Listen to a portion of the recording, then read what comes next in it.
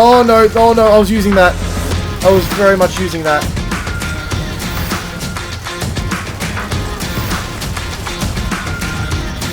Damn it!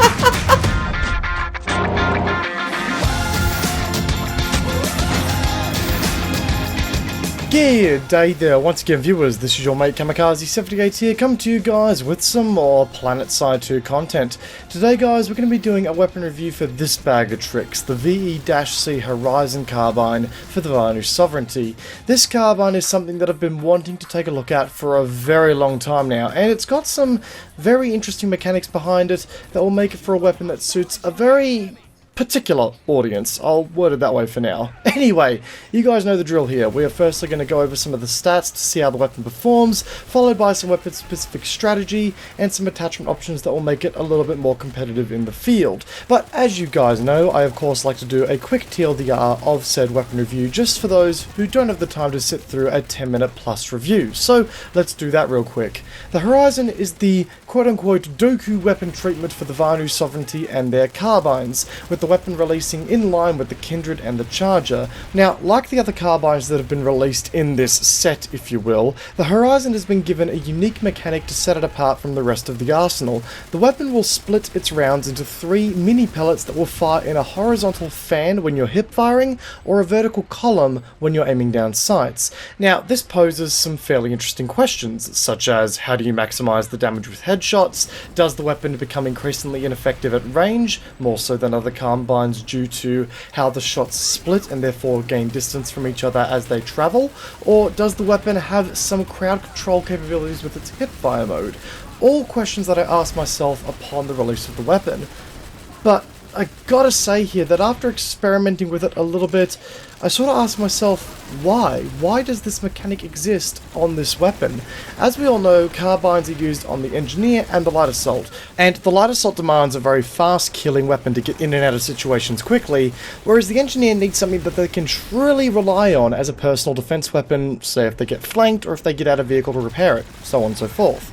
But here's the thing with this weapon, it dishes out enough damage when all 3 projectiles hit to match a 167 damage model, but unless you're point blank slapping distance, you're not going to be able to get a majority of those rounds onto a target's head, and therefore if you go against someone with the exact same damage model who is going for headshots, you're kind of going to lose out every time. Hell, if this target has any sort of partial cover, then some of your rounds are going to hit that cover and therefore deal less damage and see you on the back end of things. So that leaves me kind of wondering, at this point, does this weapon's niche actually provide anything useful to the player? And to be honest, I'm not sure yet. I felt as though the entire time I was using it, I could have been performing better with a weapon that just had one projectile. Anyway, let's dive a little bit deeper into the weapon's stats and see exactly what we're dealing with here. The damage of the weapon is an interesting beast considering how the weapon splits the projectile 3 times. We're dealing with a maximum damage of 56 per projectile at the 10 meter mark, stretching out to a minimum damage of 42 per projectile after the 60 meter mark. Now that means that if every projectile lands a hit, the weapon has a maximum damage output of 168 at 10 meters and a minimum output of 126 beyond 60 meters, which aren't bad numbers, but assumes that all rounds land on the target, and at further ranges those projectiles are going to start to get pretty spaced out. Either way, if you land all your projectiles onto target, it is actually going to take you 6 shots to kill your target within 10 meters, 7 shots to then kill the target within the 39 meter mark, and 8 shots to kill the target beyond that 39 meter range and beyond the 60 meter minimum damage range. Now, moving on, the weapon has a 600 round per minute or 10 rounds per second fire rate, which, when we combine it with the maximum potential damage at each range of the bullet to kill thresholds, we actually get a theoretical time to kill of 0.5 seconds at the 10 meter mark, 0.6 seconds at the 39 meter range, and 0.7 seconds at the 60 meter range. And I don't think I've ever done a weapon review where I can't stress the theoretical in that sentence enough. It is, quite frankly, pretty much impossible to calculate the time to kill for this weapon, thanks to its chance to score all hits, or maybe some leg hits and headshots, or it may miss sometimes. Overall, it's just a bit of a mess. Keep that in mind when using the gun. Anyway, let's just jump over to the weapon handling stats side of things here as well. The recoil of the Horizon is not what I would call the easiest beast to tame, but it certainly isn't crazy by any means. Overall, it features a pretty hefty vertical kick with a light shift in the horizontal side of things, but the horizontal recoil does have a lot of room to breathe before it gets forced back in the opposite direction, so your gun can shift across the screen quite freely.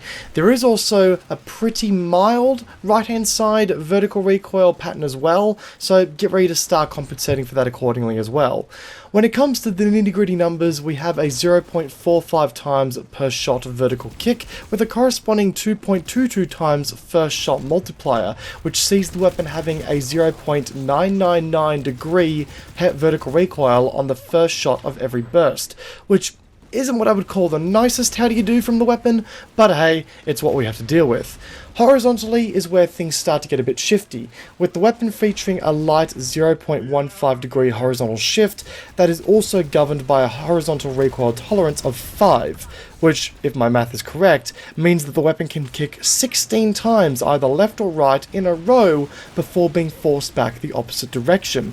Now, that's fairly unlikely to happen, mind you, but it does mean that you're going to see some erratic horizontal behavior here when using the weapon. Horizontal behavior that can't exactly be countered very easily at all. The recoil angle also means that the entire pattern is going to be placed on an 8 to 10 degree right hand side push, which is also less than ideal, but hey, what can you do?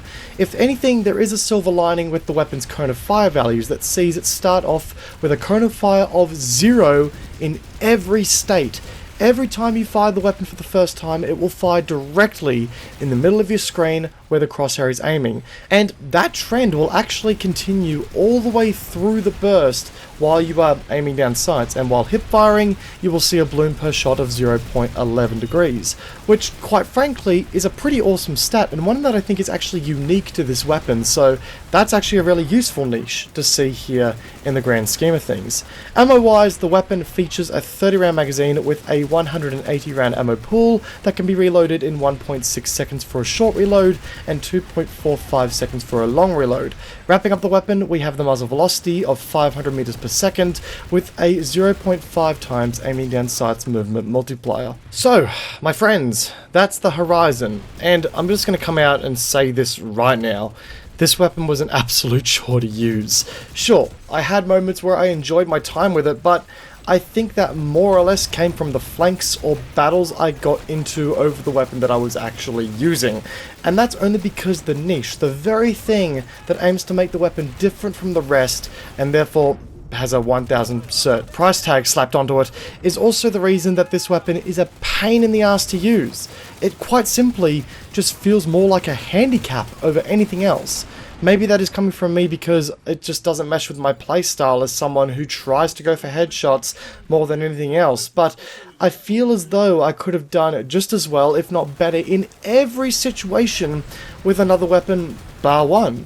That being, when I got stuck in an aerial dogfight with another light assault, the 0 cone of fire bloom was a huge help in those situations, but it still meant that I ran the risk of only hitting one pellet at a time mid-dogfight. Just, I don't know guys, there was something not quite right here, and I admire DBG for going for something totally unique, and the mechanic is solid. It's something that I would expect to see on maybe a shotgun. That I think would be pretty cool, but on a carbine, if anything, especially with the hipfire, I saw myself tagging a lot of allies and getting a lot of minor damage on enemies surrounding my original target, but that only elongated the time to kill on said target, more or less killing my 1v1 potential. Hip firing with the horizontal fan was a little bit more forgiving when I had a strafing target, but I was still only likely to hit one, maybe two of the pellets, causing sweet fuck all damage in the grand scheme of things. I will say that the damage model on the weapon, if you do hit all your pellets on target, is nice, as it matches that exactly of the AF-19 Mercenary on the NC, and you guys know that I absolutely love that gun. Overall, you can make good use of the weapon if you train yourself to aim for the higher chest/neck area, as it will allow for you to at least net a headshot or two with the weapon's fanning projectiles at least, and that will help you shorten the time to kill. I also recommend getting above your targets to give yourself the best possible chance to land at least 2 pellets on your target's head at a time, but even then you run the risk of possibly having a pellet land on either side of the target, and that just gets really awkward, to be honest. I still feel as though I was trying to work around the niche as opposed to use it to my advantage, and that's the main issue I have with this weapon's design. At further ranges, things just got even more awkward again, thanks to the fact that the rounds split further and further apart the longer they travel, leaving you more likely to score a leg shot or have some of those fly above the target's head. So in other words, you want to keep your range fairly close and personal. It's just really a chunky weapon, a clunky weapon to use competitively that I can't recommend, honestly. Hell, if you want a weapon that you can just use for funsies or for a challenge, be my guest and use it. Just don't expect the world to fall at your fingertips, kind of like how it would with something like the Kindred. Anyway guys, say you're dead set keen on using this big bag of tricks in combat. Let's go over some of the attachment options to see what you can do to improve the experience here. The weapon has access to a 1x through the 3.4x sights, including a 1x RNV sight, an enhanced plasma containment, the dark light flashlight, forward grip, vented power core, unstable ammunition, and capsulate ammo. Now, straight off the bat, without a slither of a doubt, the first fucking thing that you need to do is unlock capsulate ammo. It will set you back 200 certs, but your weapon will then split the damage evenly across 2 pellets, and it will also reduce the spread when firing from the hip by 75% and 50% when aiming down the sights. It does, however, reduce the magazine size by 4 rounds, but that's honestly a small price to pay for admission here. The weapon becomes just so much more usable, and while it still struggles with the core mechanics that it carries, you are able to at least extend your range out a little bit further and really target those headshots at close quarters a little bit more confidently. Overall, the attachment is a must-have over unstable ammo, especially considering that the larger projectiles in the vertical line make it just really hard to track your target sometimes as well. The forward grip should be the next best thing to unlock here, just to bring the shaky horizontal recoil down a little bit. Be sure to grab a sight at this point too. The iron sights here are serviceable, but a sight is always much better, we all know that. The barrel attachment here just suppresses the muzzle flash, which will just help you, a little bit with target acquisition, but it isn't a huge thing to worry about. Make this thing a low priority unlock. It's nothing that's going to greatly improve your use of the weapon overall. Anyway guys, with all that said, that wraps up today's review of the Horizon. I feel as though a missed opportunity was taken with this weapon. I don't know what kind of mechanic could have been added, but I feel as though this wasn't the right one to go with, all things considered.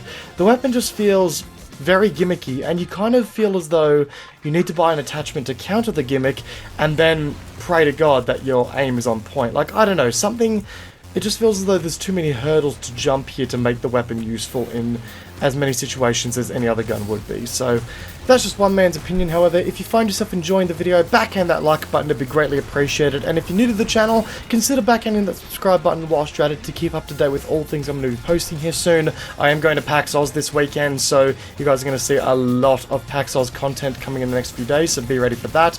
I'll also say, guys, that if you are using the weapon and have any tips and tricks, post them in the comment section down below. I'd love to hear what you guys have to say. Feel free to join my Discord, Twitter, and Twitch. Links are in the description down below as well, guys. Once again, hope you enjoyed today's video. Peace out, and I'll see you guys all in the next video. Take care, guys. Have a good one.